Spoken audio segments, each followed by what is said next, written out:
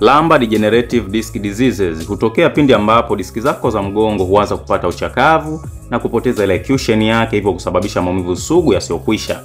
Hizi ni dalili 5 ambazo kama utazipitia jua una changamoto ya diski na upaswi kuzipuuzia, kwani inawezekana usiwe nazo sasa hivi lakini siku moja ukazihitaji. Dalili ya kwanza ni maumivu makali ya uti wa mgongo, hasa sehemu ya kiuno pindi ambapo unainama, kuinuka ama kubeba uzito mkubwa. Dalili ya pili ni hali ya kukakamaa, hasa nyakati za asubuhi. Diski zako zinaanza kupoteza flexibility. Dalili ya tatu ni ganzi na kuchoma miguuni au hata hali ya kuwaka moto. Diski zinaanza kubana na kuathiri mishipa yako ya fahamu. Dalili ya 4 ni udhaifu kwenye mguu mmoja.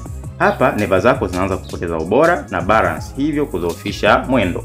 Na dalili ya 5 ni maumivu yanayotokea pindi ambapo unakaa kwa muda mrefu. Pressure na uzito wa juu huanza kupelekea shinikizo kwenye pingili na diski kwa ujumla. Video inayofuata nitaelekeza njia ya asili ya kuweza kupona changamoto hii. Hakikisha unanifollow na share video hii kwa watu unaowapenda.